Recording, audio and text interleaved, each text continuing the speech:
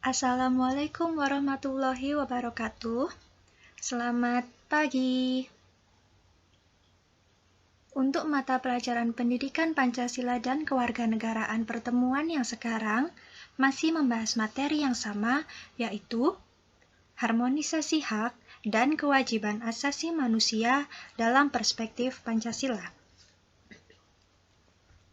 Sebelum kita mulai pembelajaran pada hari ini, saya akan mengajak kalian untuk berdoa bersama-sama menurut agama dan kepercayaan masing-masing, supaya pembelajaran hari ini bisa mudah dipahami dan bermanfaat untuk kita semuanya. Berdoa, dipersilahkan.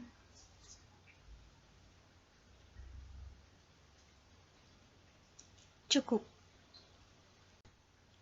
Kemudian, subbab yang C tentang kasus pelanggaran hak asasi manusia.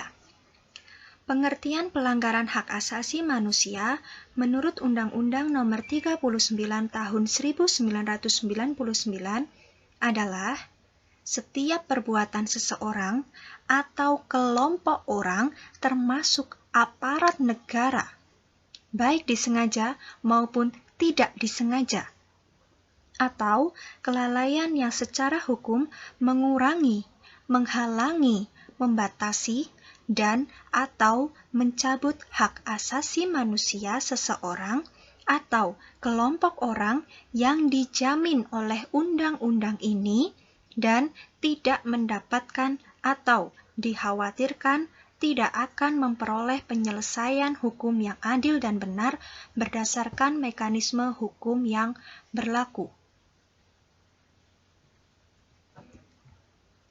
Tadi sudah saya sampaikan bahwa ada pelanggaran HAM yang dilakukan dengan tidak disengaja. Apa contohnya pelanggaran HAM kok tidak sengaja? Misalnya begini, ada orang tua yang memaksakan kehendak kepada anaknya.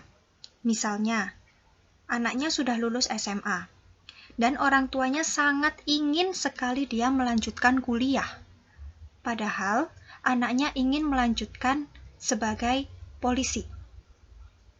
Nah, ketika anak itu dipaksa untuk kuliah tanpa mempertimbangkan alasan dari anak tersebut, maka orang tua tersebut sudah melakukan pelanggaran hak asasi manusia terhadap anaknya sendiri tanpa disengaja. Paham contohnya?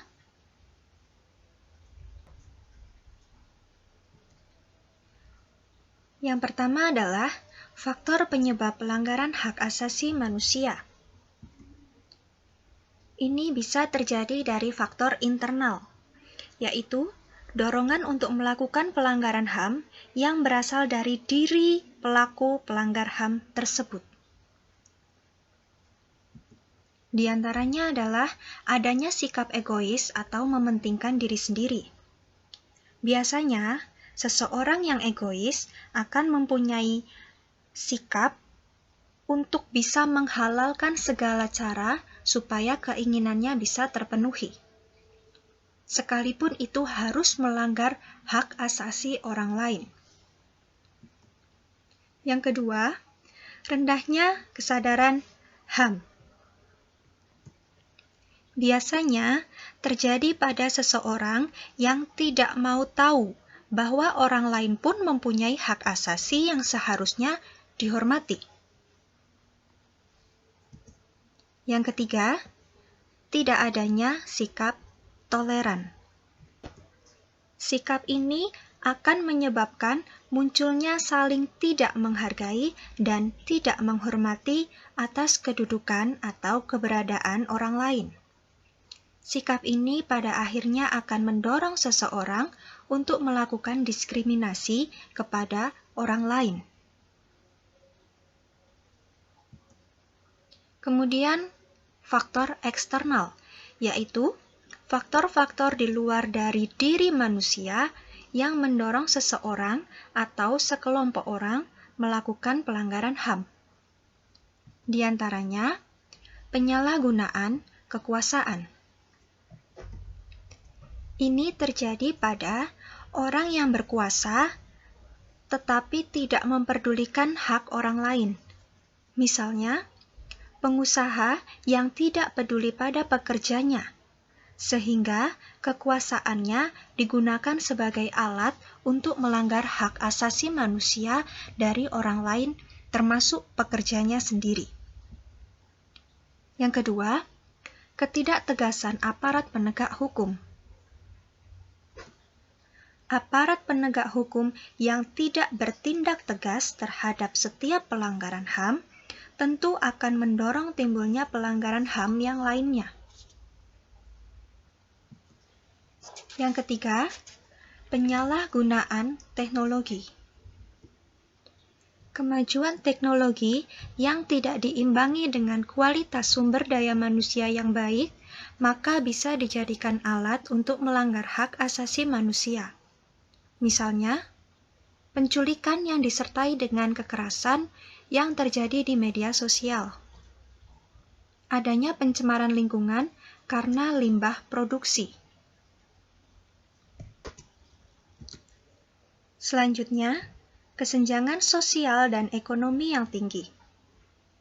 Adanya perbedaan tingkat kekayaan atau jabatan yang dimiliki, jika dibiarkan, akan menimbulkan terjadinya pelanggaran HAM. Misalnya, perbudakan, pelecehan, perampokan. Yang kedua, jenis kasus pelanggaran HAM dibedakan menjadi dua, yaitu kasus pelanggaran HAM ringan. Di antaranya adalah pemukulan, penganiayaan, pencemaran nama baik, menghalangi orang untuk mengekspresikan pendapatnya. Jadi, kasus pelanggaran HAM ringan ini tidak sampai mengancam dan menghilangkan nyawa seseorang. Yang kedua, kasus pelanggaran HAM berat. Menurut Undang-Undang Nomor 26 Tahun 2006 tentang Pengadilan HAM, di antaranya adalah kejahatan genosida, yaitu perbuatan yang dilakukan dengan maksud untuk menghancurkan atau memusnahkan seluruh atau sebagian kelompok bangsa, ras, atau etnis, atau kelompok agama tertentu. Jadi, yang dimaksud dengan kejahatan genosida adalah pembunuhan massal. Selanjutnya, kejahatan terhadap kemanusiaan. Di antaranya, pengusiran atau pemindahan penduduk secara paksa, pemerkosaan, perbudakan seksual, pelacuran secara paksa, atau bentuk-bentuk kekerasan seksual lainnya yang setara.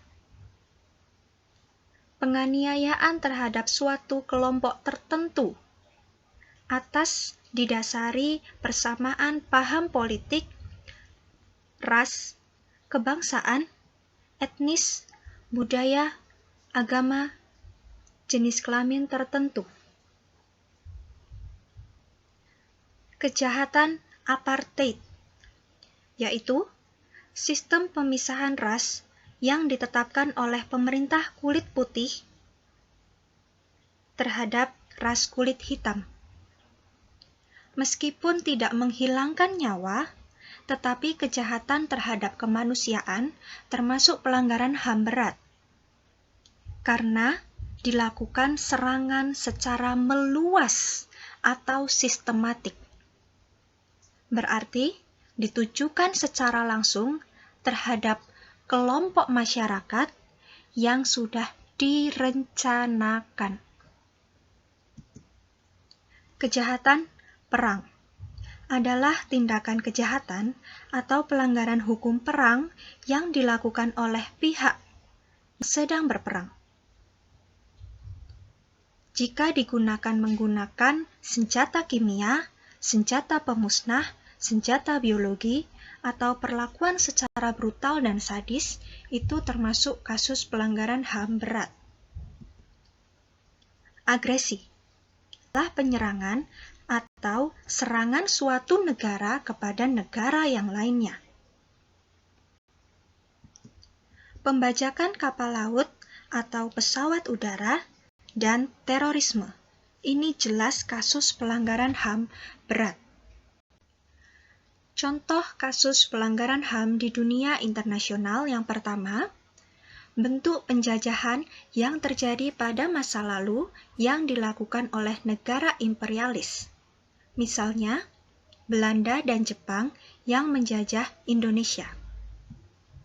Yang kedua, pembantaian suku atau kaum minoritas. Misalnya, pembantaian suku Kurdi dan pembantaian warga Bosnia. Yang ketiga, pembantaian ras yang dilakukan oleh Nazi pada masa Hitler. Kejahatan perang yang dilakukan oleh suatu rezim atau elit politik yang berkuasa. Dan penindasan ras kulit hitam di Afrika saat berlakunya sistem apartheid. Yang keempat, kasus pelanggaran HAM di Indonesia. Ada kasus Tanjung Priuk, kasus Marsinah, kasus wartawan Udin, kasus aktivis HAM Munir, tragedi Trisakti tahun 1998, kasus HAM Timur Timur pasca jejak pendapat, kasus kekerasan antar warga di Maluku, kasus G30 SPKI, pembantaian Talang Sari Lampung tahun 1989, tragedi Rumoh Gedung Aceh tahun 1989 sampai 1998. Tugas kalian pada pertemuan kali ini adalah buatlah analisis dari hasil data dan informasi yang diperoleh terkait salah satu kasus pelanggaran HAM yang saya sebutkan di atas tadi. Kajian analisis meliputi yang pertama, judul kasus. Kalian mau mengambil kasus apa yang saya sebutkan tadi, yang akan kalian analisis. Penyebab terjadinya kasus tersebut. Penyebab kasus tersebut dikategorikan sebagai bentuk pelanggaran HAM berat. Indikatornya apa sehingga kasus tersebut tergolong pelanggaran HAM berat? Bentuk pelanggaran HAM-nya apa saja? Silahkan disebutkan. Dalam kasus tersebut, pelanggaran HAM-nya adalah 1, 2, 3, dan seterusnya. Bagaimana upaya penyelesaian untuk mengatasi pelanggaran HAM tersebut? Dan bagaimana pencegahannya supaya tidak terulang di masa yang akan datang? Ketentuannya adalah harus mengerjakan sendiri-sendiri. Coba cari dari internet atau literasi sebanyak-banyaknya. Absen 1 sampai dengan absen 10 mengerjakan HAM internasional masing-masing kasus dikerjakan oleh 2 orang. Absen 11 sampai dengan absen 20 mengerjakan kasus pelanggaran HAM di Indonesia. Absen 21 sampai absen 28 mencari kasus pelanggaran HAM di Indonesia rentang waktu tahun 2019. Dan absen 29 sampai dengan absen terakhir mencari pelanggaran HAM di Indonesia rentang waktu tahun 2020. Sekian yang dapat saya sampaikan hari ini. Jangan lupa dengan tugasnya ya. Silahkan untuk dikerjakan dengan penuh tanggung jawab dan kedisiplinan. Semoga yang saya sampaikan hari ini bisa bermanfaat untuk kita semua.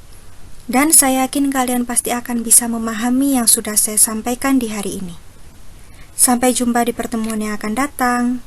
Wassalamualaikum warahmatullahi wabarakatuh.